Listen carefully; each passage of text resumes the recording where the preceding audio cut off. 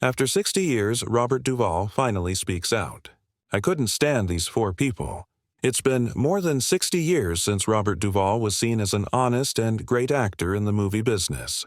The kind of talent that both fans and coworkers looked up to. Serious, well-behaved, and known for keeping to themselves.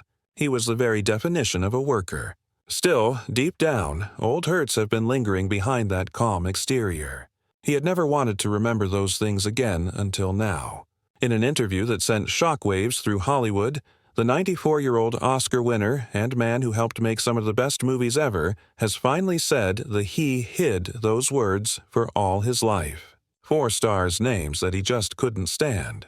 Duvall is said to have said, "I've kept my mouth shut for decades. But what am I waiting for now that I'm this old? Now is the time to be honest." The news shocked the business world. Robert Duvall, who has long been thought of as Hollywood's perfect gentleman, said it.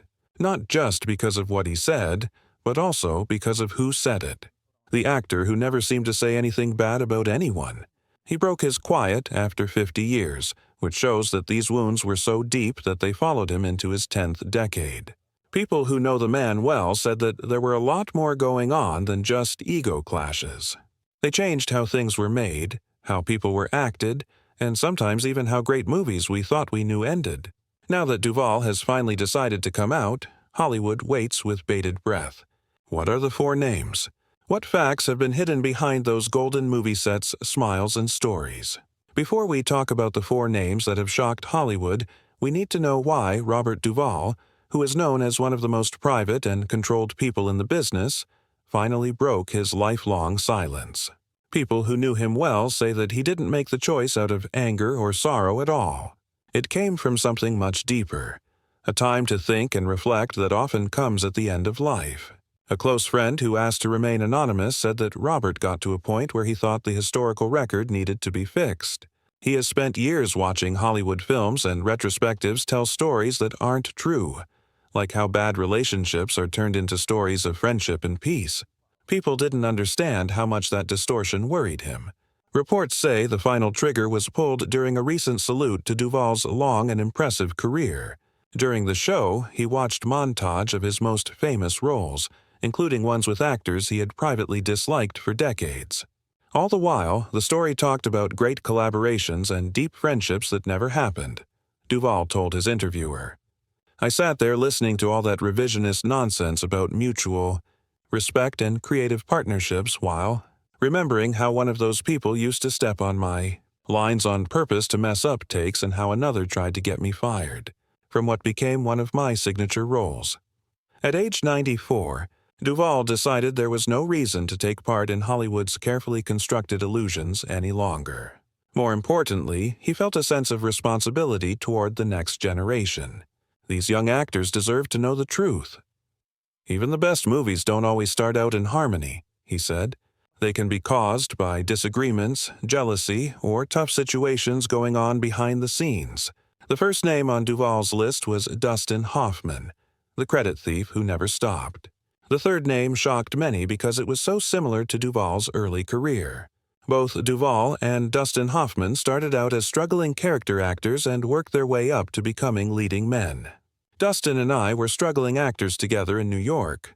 We were friends, or at least I thought we were," Duvall said. "But friendship meant something very different to him than it did to me." Starting in the early 1960s, they lived together in a small apartment in New York City while auditioning for stage roles.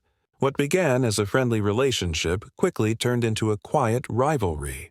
Duvall said that Hoffman often used their rehearsals as a chance to steal his creative ideas. "I'd work for weeks on a particular interpretation for an audition," Duvall said. "I'd practice it in our apartment. Then Dustin would get called for the same part out of the blue, and he'd copy my ideas word for word." Hoffman would say that Duvall had influenced him when he got the parts. "That's a fancy word for theft," Duvall said in a dry tone. This pattern, Duvall said, ran even after both men became famous in Hollywood. Duvall played the bad guy, Ned Pepper, in True Grit in 1969. Hoffman would call him a lot to get tips on voice work and character development for Midnight Cowboy, which was being filmed at the same time. Duvall said, I helped him find Razzo Rizzo's voice for hours on those calls. He said he came up with the vocal patterns by watching homeless people in New York for months, which I read in an article. Never brought up our talks. It finally broke down a few years later, when both guys were being thought about for the lead role in The French Connection 1971. A part that went to Gene Hackman in the end. That's when I stopped answering his calls. Some people never stop taking from others. They just get better at pretending it's collaboration, Duvall said. Since then, production sources have confirmed Duvall's story, saying Dustin Hoffman did more than just steal ideas. Hoffman allegedly told director William Friedkin that Duvall was difficult and unwilling to work with him during the casting process for The French Connection. He used their early experiences in theater as proof. Duvall thinks that the way he was portrayed cost him the part. His future could have been changed. As Duvall put it, that went from being expert competition to planned sabotage. After many years, Duvall told Hoffman about the story. Duvall remembered that he denied it. I heard it from Friedkin himself, though. Even though he was angry with Hoffman behind the scenes, Duvall was friendly with him in public for decades, going to the same events, speaking on panels, and even complimenting Hoffman's performances. This air of efficiency is what made the news so shocking in Hollywood. Few people knew that two stars had been quietly hostile toward each other for a long time, as some of the best of their time.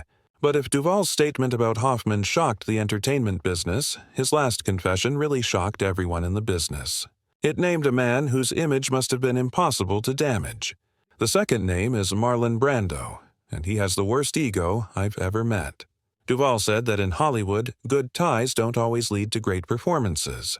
They come out sometimes even when bad ones are around. He was as blunt as usual when he said, "That's the truth about this business that nobody talks about." Then he started naming names, which sent shockwaves through an industry that was built on carefully kept fantasies and polite silences. His first name, Marlon Brando, shocked even hardened Hollywood insiders. "The most destructive ego I ever encountered," Duvall declared without hesitation. It was a shocking revelation that shook the entertainment world, not because Brando was some obscure figure, but because he was Marlon Brando, the man many people considered to be the greatest actor of all time. Duvall didn't deny Brando's brilliance. He was a genius, no question, he admitted. But he was also the most destructive ego I ever encountered in this business. Brando would ruin whole productions just to show he could. A big fight happened behind the scenes of the chaotic 1966 movie The Chase, which stars Marlon Brando, Robert Duvall, Jane Fonda, and Robert Redford. The movie is mostly forgotten, but behind the scenes there was a mental battle going on that would forever change Duvall's view of acting and professionalism. Brando would change his performance from take to take just to make editing impossible, and Duvall said that if he didn't like the way the director was going about things, he'd spoil other actors' scenes on purpose. He called it protecting the integrity of the performance.